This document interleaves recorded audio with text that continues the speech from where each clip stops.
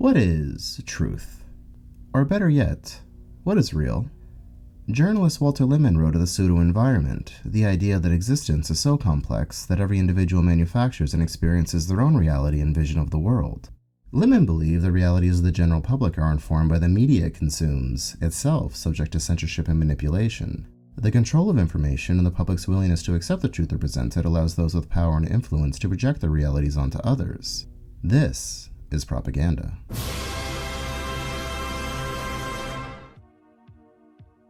Hello and welcome to Animation Propaganda. In this episode, we're going to be looking at the history of mass manipulation, as well as some of the techniques used to sway public opinion and incite fear. Obviously, the series is going to be about animated propaganda, so we will not be going into much detail here about cartoons. Trust me, there'll be plenty of that coming up. This is going to be a general overview, and while not exhaustive, it should give you a pretty good understanding of what propaganda is and how it's frequently used. While the formal spreading of disinformation dates back as far as history has been recorded, our story begins in the 13th century with the invention of the printing press. The mass production of print media made emerging ideas more accessible and provided propagandists with their first major tool. Information could now be shared or manipulated in a way that led the reader into a certain way of thinking by omitting details or presenting lies as facts. Narratives were generally pushed through the distribution of leaflets. An early American example was Thomas Paine's Common Sense. Published in 1776, Common Sense made a case for American independence by painting the British monarchy as tyrannical. Targeting commoners, Paine outlined a reality where all were equal and free. He released Common Sense to coincide with a proclamation by the king, a tactic that proved effective, and Paine's call to action invigorated the population just months before the signing of the Declaration of Independence. Propaganda was integral to the founding of America. Borrowing a tactic from other British colonies, those with power spread atrocity stories. These were fabrications featuring indigenous people committing unspeakable acts in order to convince colonizers that their cause was just. Demonizing a racial or cultural scapegoat and appealing to prejudice are very effective techniques, ones we'll be seeing time and time again.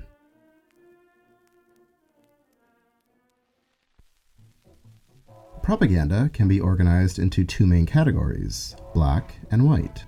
White propaganda is overt and makes no attempt to hide its intention. This generally comes from an identifiable source, such as a government rallying support for war.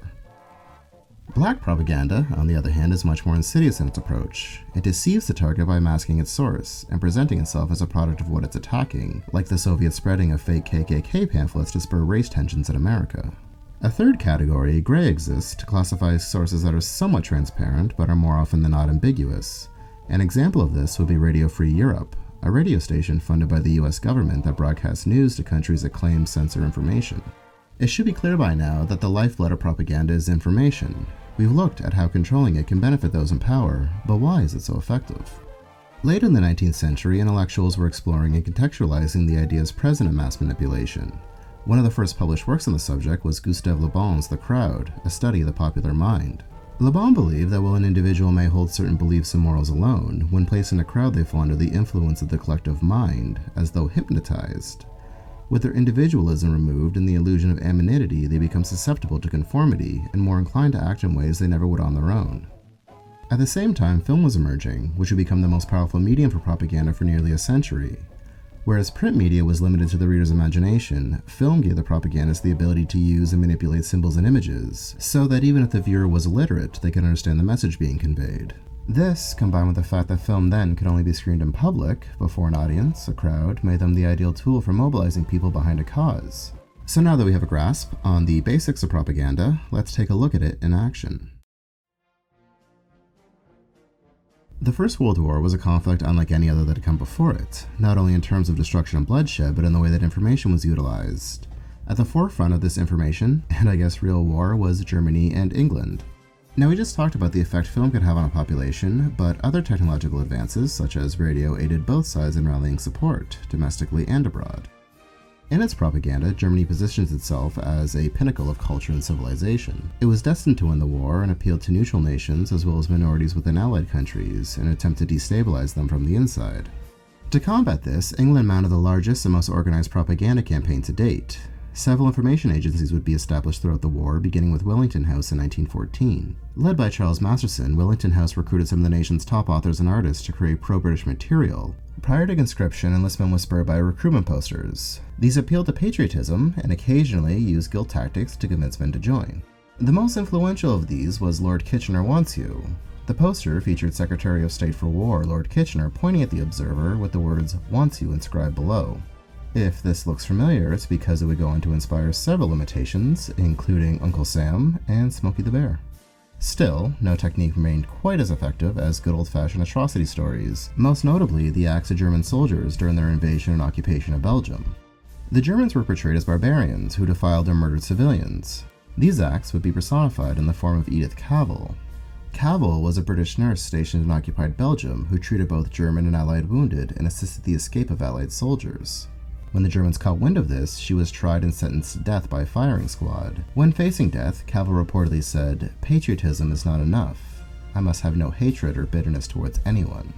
Due to her bravery and indiscriminate nature, Edith Cavell was depicted as a saint who was slaughtered by the brutish Germans. News stories sensationalized her death around the globe, and the co-opting of her story gave sympathy to the Allies' cause.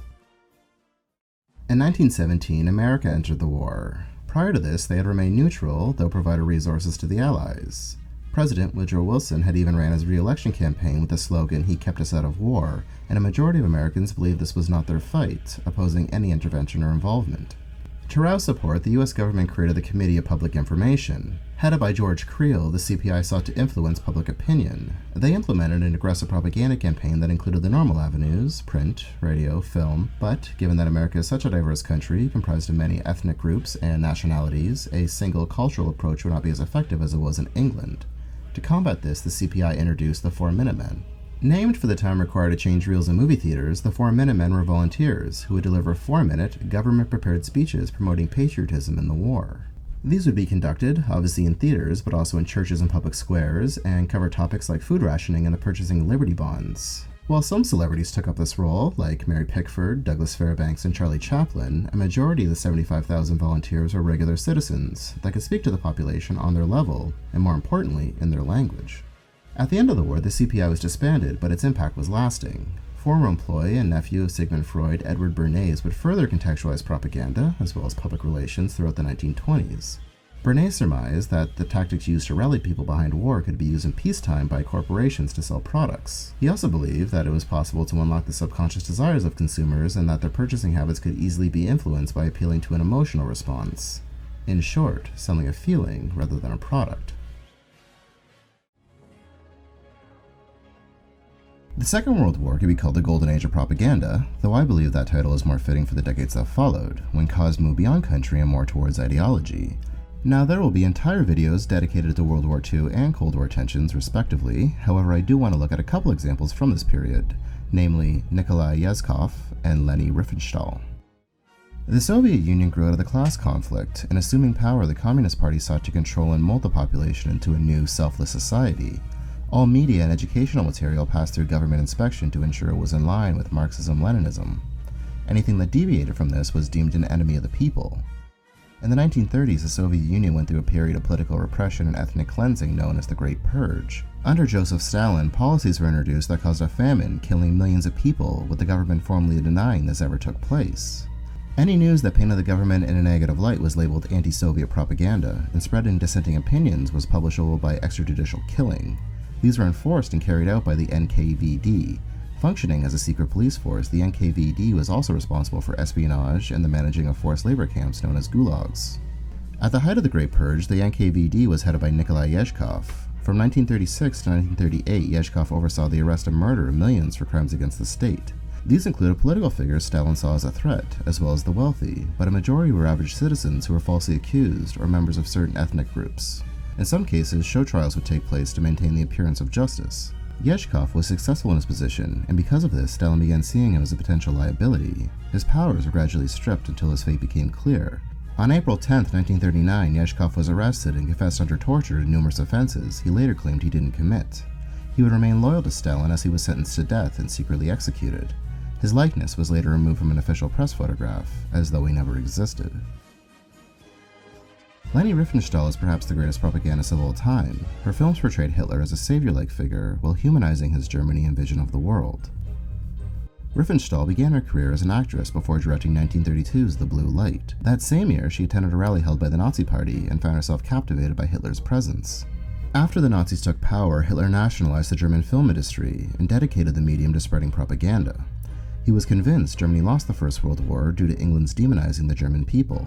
Studying the propaganda, Hitler sought to replicate their success by vilifying those he believed to be subhuman, namely socialists, homosexuals, and ethnic minorities. Hitler promoted himself as the only person capable of restoring Germany to its former glory. He would call upon Riefenstahl to produce a documentary showcasing the 1933 Nuremberg Rally. The victory of faith, like the better-known Triumph of the Will, introduced techniques never before seen in documentaries. The 1935 rally at Nuremberg, that was the subject of Triumph of the Will, was designed with the film in mind. Trenches were dug and dolly tracks laid so that Riefenstahl and her crew could get the sensational shots they wanted. The film fetishizes Hitler and his inner circle and presents Germany as a utopian society. Through the dynamic use of music and cinematography, she conveys her message through feelings rather than presenting facts. In what is perhaps her greatest cinematic achievement, Riefenstahl captured the 1936 Summer Olympics. Taking place in Berlin, Olympia invited the world to Hitler's Germany with the intent of showcasing its superiority. However, rather than Hitler, the star of Olympia is track and field star Jesse Owens. Riefenstahl always maintained that her films were not propaganda, rather documentaries, despite several shots being staged or reenacted. She also claims that, despite being close to Hitler, as well as propaganda minister Joseph Goebbels, she was unaware of the Holocaust or that her films would be used to promote Hitler's master race. After the war ended, she was tried 4 times and found simply to be a Nazi sympathizer and did not experience the same fate many of her peers did. She was subsequently blacklisted from the film industry, and her only completed post-war project was 1954's Tiefland, which had been shot between 1940 and 1944.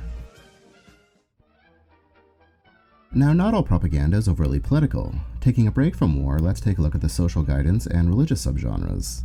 As early as the 1930s, film reels were produced to promote normative societal behavior and walked viewers through dating, diet, and developing good habits.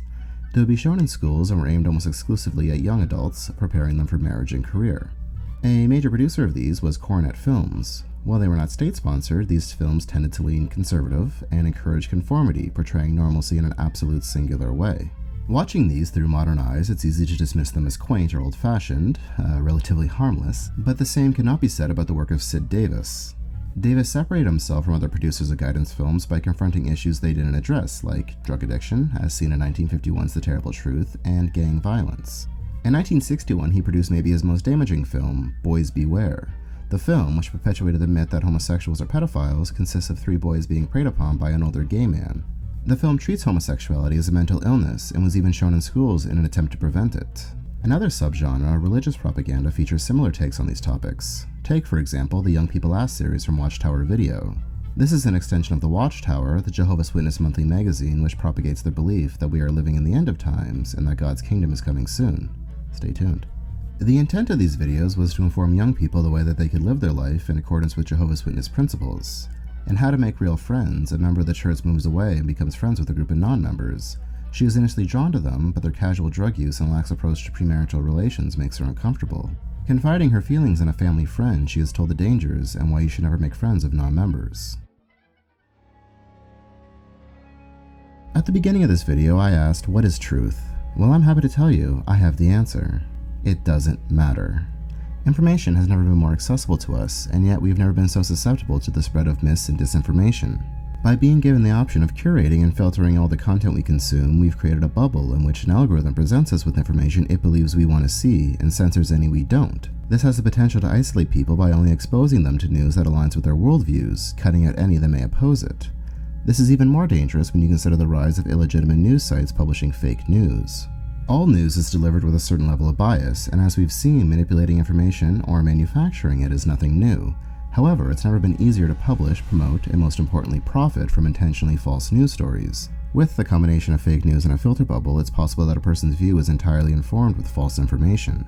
If it wasn't enough that print information is so easily distorted, we are now beginning to see it with other media, the most terrifying of which being deepfakes. A deepfake is a photorealistic superimposition of a person's face onto existing footage using artificial intelligence. The term, taken from a Reddit username, first appeared in 2017, when this user created a community where they and others shared videos they had altered. This technology was originally used to superimpose celebrity faces into porn, or, more innocently, actors into other movies.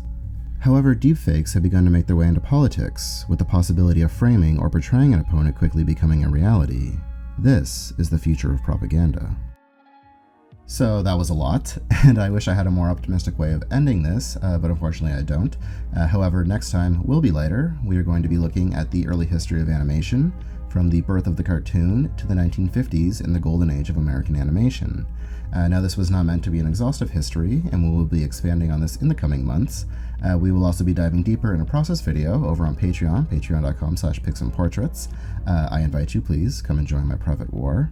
Links to relevant material are in the description. If you enjoy this video, please give us a thumbs up and subscribe if you haven't. As always, thank you so much for your interest in this channel, and thank you so much for watching.